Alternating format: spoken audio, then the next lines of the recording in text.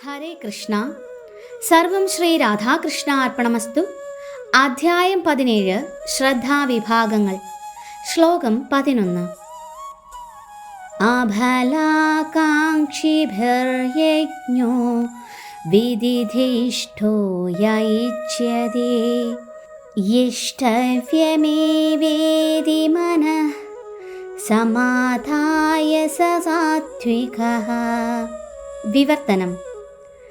യജ്ഞങ്ങളിൽ വച്ച് ഫലോദ്ദേശമില്ലാതെയും സശ്രദ്ധമായും വേദവിധി പ്രകാരം കർത്തവ്യബോധത്തോടെ അനുഷ്ഠിക്കപ്പെടുന്ന യജ്ഞമത്രേ സാത്വികം. ഭാവാർത്ഥം: ഏതെങ്കിലും ഒരു ഉദ്ദേശം മുൻനിർത്തിക്കൊണ്ടാണ് സാധാരണയായി യജ്ഞം നടത്തുക. എന്നാൽ നിരുദ്ദേശപരമായിരിക്കണം യജ്ഞം എന്നാണിവിടെ പറയുന്നത്. ഒരു കർത്തവ്യമെന്ന നിലയിലാവണം യജ്ഞാനുഷ്ഠാനം. ഉദാഹരണമായി ക്ഷേത്രങ്ങളിലും പള്ളികളിലും നടത്തുന്ന ചടങ്ങുകൾ തന്നെ എടുക്കാം.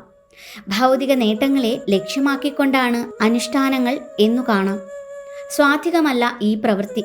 അമ്പലത്തിലോ പള്ളിയിലോ പോകുന്നത് കർത്തവ്യബോധത്തോടെ ആയിരിക്കണം. ഭഗവാനെ വന്ദിക്കാനും പൂക്കളും ഭക്ഷ്യങ്ങളും സമർപ്പിക്കാനും വേണ്ടിയാവണം. ഈശ്വരാരാധനയ്ക്ക് വേണ്ടി മാത്രം അമ്പലങ്ങളിൽ പോകേണ്ടതില്ലെന്നാണ് എല്ലാവരും ചിന്തിക്കുന്നത്. എന്നാൽ ധനലാഭത്തിനു വേണ്ടിയുള്ള ഈശ്വരാരാധനയ്ക്ക് വേദസമ്മതിയില്ല. ഭഗവത് പൂജനത്തിനു വേണ്ടി മാത്രമാവണം ക്ഷേത്ര ദർശനം. അത് ഒരാളെ സാത്വിക ഗുണസ്ഥിതനാക്കും.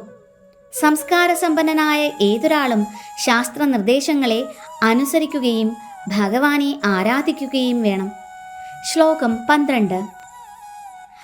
അഭിസന്ധായതു ഫലം ദംഭാർത്ഥമപി ചൈവ യത് ഇജ്യതേ ഭരതശ്രേഷ്ഠ തം യജ്ഞം വിദ്ധി രാജസം.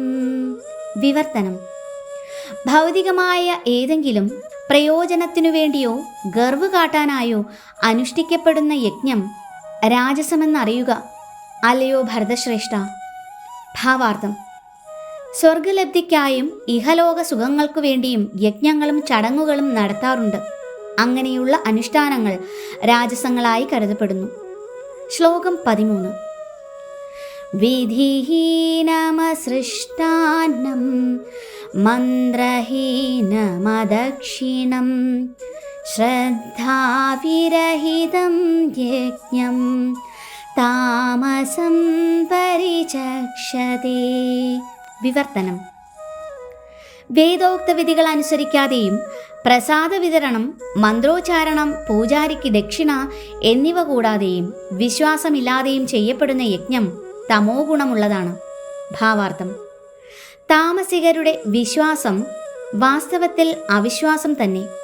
ചിലപ്പോൾ ജനങ്ങൾ ധനസമ്പാദനത്തിനായി ചില ദേവന്മാരെ ആരാധിക്കുകയും നേടിയ സമ്പത്ത് വൈദികാജ്ഞകളെ അവഗണിച്ചുകൊണ്ട് സുഖഭോഗങ്ങൾക്കായി ഉപയോഗിക്കുകയും ചെയ്യുന്നു.